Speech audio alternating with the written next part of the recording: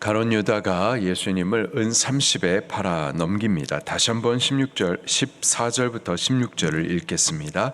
시작. 그때에 12 중에 하나인 가룟 유다라 하는 자가 대제사장에게 가서 말하되 내가 예수를 너에게 넘겨주리니 얼마나 주려느냐 하니 그들이 은 30을 달아주거늘 그가 그때부터 예수를 넘겨줄 기회를 찾더라. 아멘.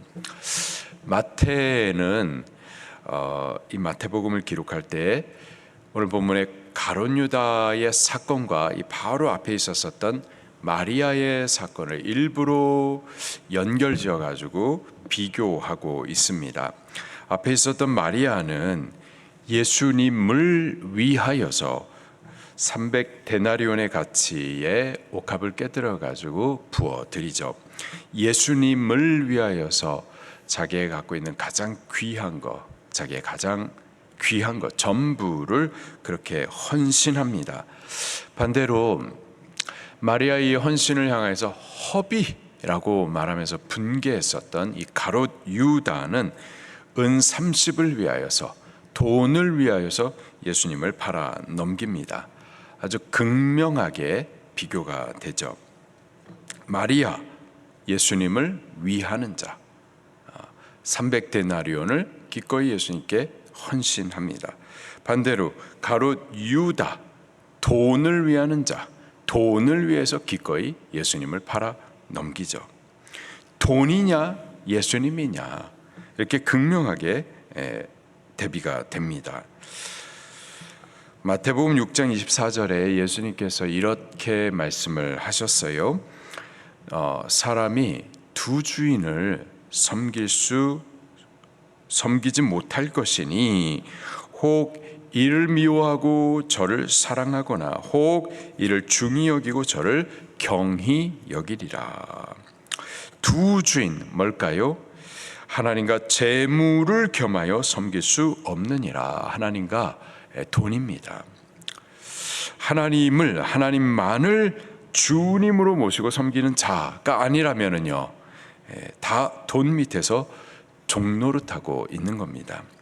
하나님도 섬기고 돈도 섬긴다 그런 거는 없어요. 둘 다 주인으로 섬길 수는 없습니다. 하나님을 섬기는 참 하나님의 종은 마리아처럼 돈으로 주를 섬깁니다. 돈은 주를 섬기는 도구, 그런 수단인 것뿐인 거죠.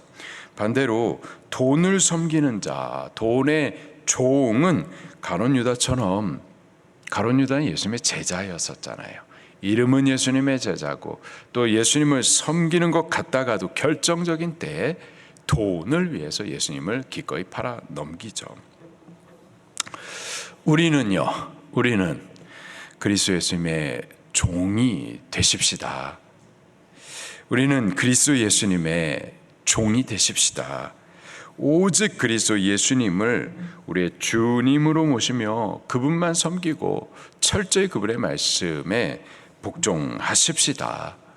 목사님, 먹고 살아야 되는 것 아닙니까? 그럼요, 돈이 있어야죠. 무엇을 먹을까, 마실까, 입을까 분명히 필요합니다. 하늘 아버지께서도 우리에게 그것이 있어야 할 것을 아셔요. 아신다고 분명히 말씀하세요. 다만 우리가 예수 그리스도를 우리의 주님으로 모셔 섬기고 철저히 그분의 말씀을 복종하게 되면은, 그러면 하늘 아버지께서 공급하십니다. 그분이 우리를 책임져 주십니다. 우리에게 물질을 다스릴 수 있는 권세를 맡겨 주십니다. 에베소서 말씀을 한번 찾아보도록 할게요. 에베소서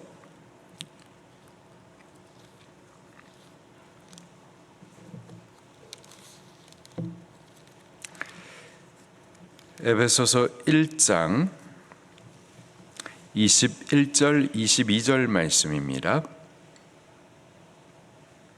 에베소서 1장 21절 22절 말씀.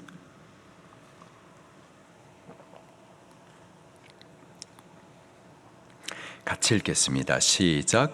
모든 통치와 권세와 능력과 주권과 이 세상뿐 아니라 오늘 세상에 일컫는 모든 이름 위에 뛰어나게 하시고 또 만물을 복종하게 하시고 그를 만물 위에 교회의 머리로 삼으셨느니라. 아멘. 22절 말씀 다시 읽겠습니다. 시작.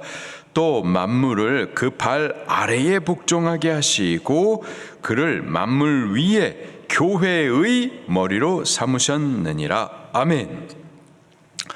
자, 여기 구조가 있는데요. 이렇습니다. 만물이 있어요. 만물이 있고 만물 위에 뭐가 있죠? 교회가 있습니다. 그리고 교회의 머리로서, 교회 주로서 그리스도가 계시는 거예요. 만물이 있고 만물 위에 교회가 있고 교회의 머리로서, 교회 주로서 그리스도가 계십니다. 이 반대 방향으로 다시 말씀드릴게요. 교회의 머리로서, 교회 주로서 그리스도가 계시고요.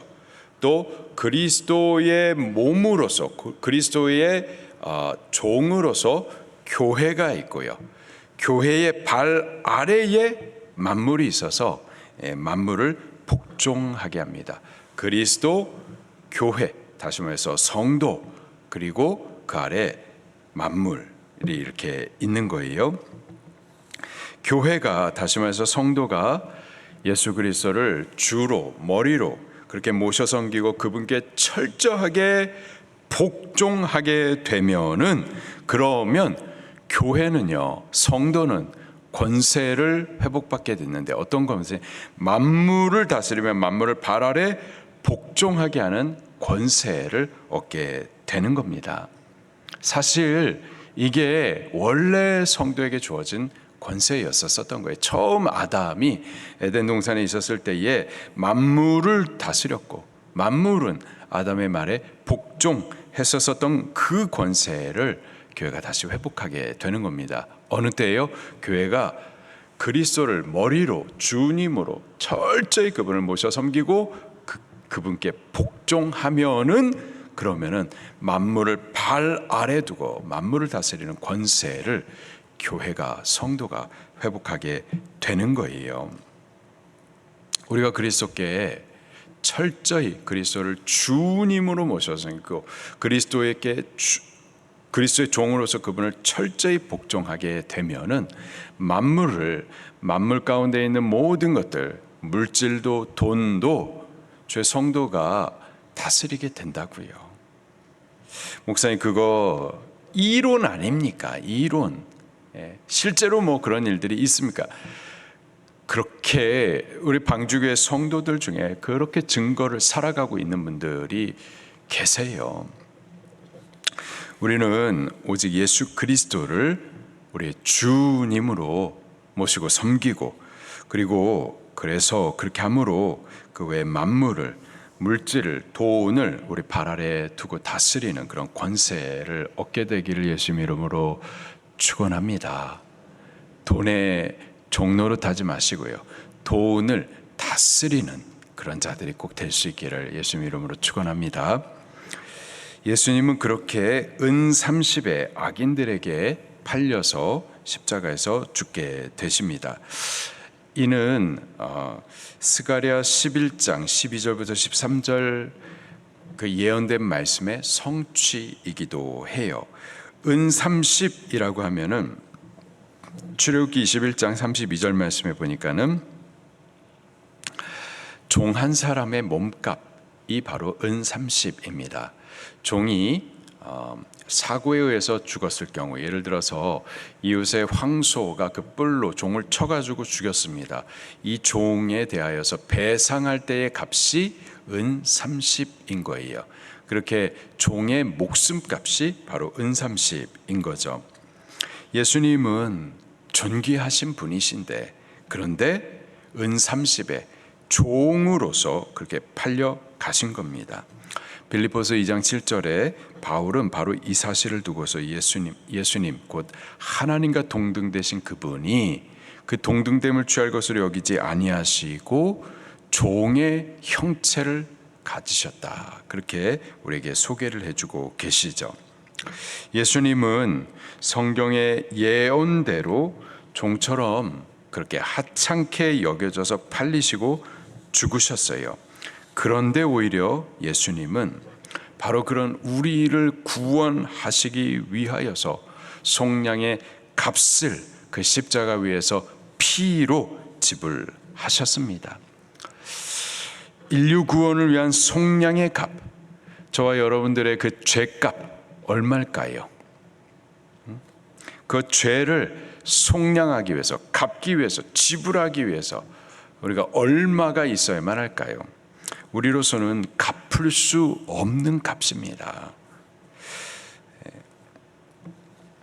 예수님은 사람들에게 종처럼 하찮게 취급되고 버려지고 외면당하셨지만, 그러나 그분은 오히려 값을 매길 수 없는 너무나도 귀한 당신의 생명을, 그 보혈을 우리를 위해서 기꺼이 부어주셨어요.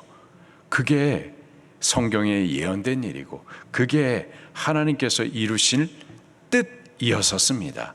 왜 하나님께서는 당신의 아들을 그렇게 생명을 죽이시기까지, 그 귀한 보혈을 흘리시기까지 우리를 그렇게 구원하시려 하셨을까요? 우리가 하나님 앞에 그렇게 그만큼 귀한 자들인 거예요. 하나님께서 우리를 그만큼 사랑하시는 겁니다. 아들을 그 피값을 주고 우리를 구하시기까지 사랑하시는데 하나님께서 무엇을 아까워서 안 주실까요? 우리를 아들을 죽이시기까지 해가지고 우리를 건지시는 그 하나님이신데 우리의 삶을 책임져 주시지 않겠습니까? 그분이 먹이시고 입히시고 책임져 주십니다.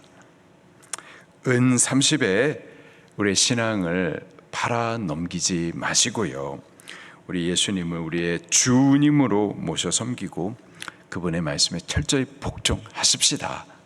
그래서 만물을 발 아래 두면서 만물을, 돈도 좀 다스리는 그런 권세를 찾아와서 누리는 우리들이 꼭 될 수 있기를 예수님 이름으로 축원합니다.